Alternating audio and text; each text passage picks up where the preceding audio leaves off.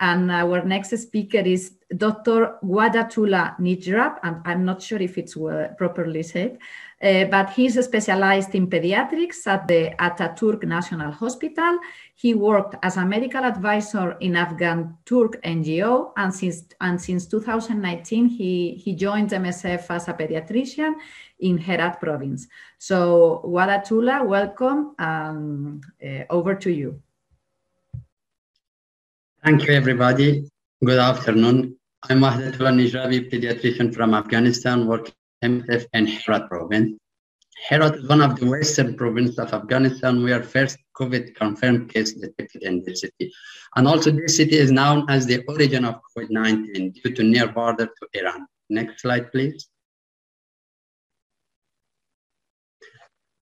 I will make a brief presentation on MSF activities in Herat, how COVID impacted the activities, the setup, and even the staff, its impact on the health and welfare of children, and the challenges we foresee in the immediate and near future.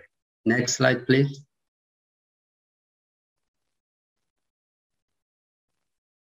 MSF started activities in Herat in 2018 by supporting of the emergency department in Herat Regional Hospital. Then after the internal displacement of population from other provinces to Herat due to hunger gaps and insecurity, MSF opened an outpatient clinic that offer general consultations, vaccinations, antenatal care, postnatal care, family planning, and among other services.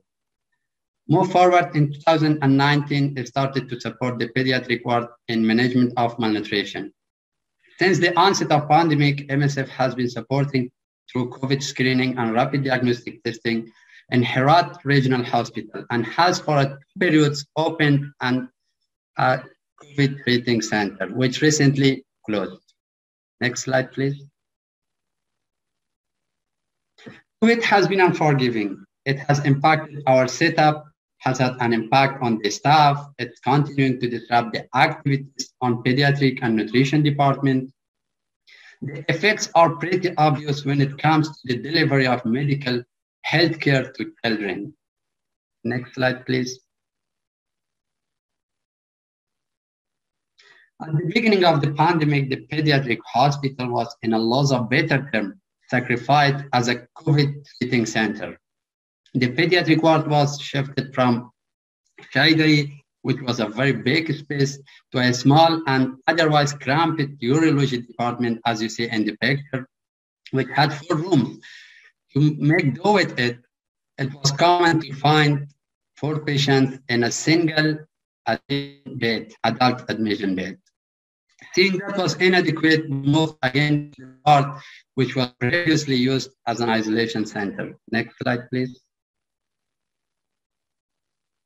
In this building, space continued to be a challenge. It's common to find 10 patients in a single room, as you see. Next slide, please. In this small space, setting up isolation spaces has not made it easier. The space is becoming too small, crowded, making it difficult to adhere IPC measure. In the last of this, we have about 60 patients in this small space.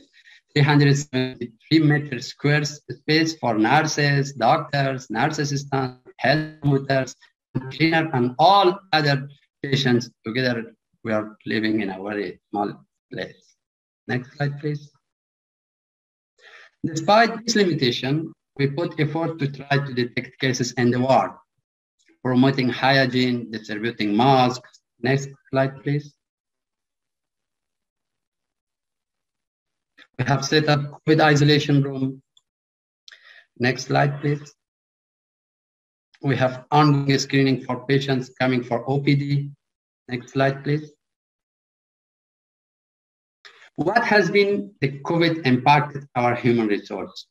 This is a very big question and difficult question. If it was not a COVID-19 phobia, the staff were reluctant to come to work. People were afraid to move around. As I mentioned before, it's a very globally tragedy. In ITFC, our inpatient therapeutic feeding center, COVID hit all the healthcare workers. Some more staff felt sick and presented with COVID symptoms, leading to many sick leaves during the first pandemic in a duration of 2 months, which led to serious shortage of human resources. And for a period, we had to reduce our bed capacity to 20 beds, while it was previously 40 beds. Next slide, please.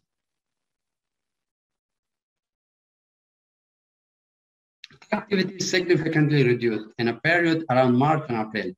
The shift of pediatric department from Shaidai to Herat Regional Hospital limited access to a number of people. The lockdown and the fear of COVID-19 made it worse. Next slide, please. As you see the graph, from an average of 153 admissions on a month, in March and April, the numbers dropped to just average of 50. Next slide, please. The impact of COVID-19 were pretty obvious on child health. We noted an increase in pediatric mortality, which at one time went as high as 14%. There's also disruption in surgical intervention. The other organizations that offer surgical care, like Chain of Hope, closed and haven't opened, and it's still unclear when it will open again.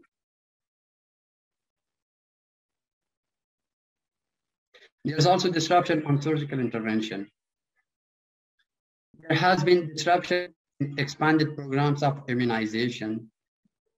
Children are being lost to follow-up. They lost their doses. Polio campaign has been affected. As a result, we are noting an increase in number of cases. 56 cases have been notified, unfortunately. You know, Afghanistan and Pakistan are the two countries around the world that have positive polio cases. Next slide, please. As mentioned before, there's a notable increasing in pediatric mortality in March and April.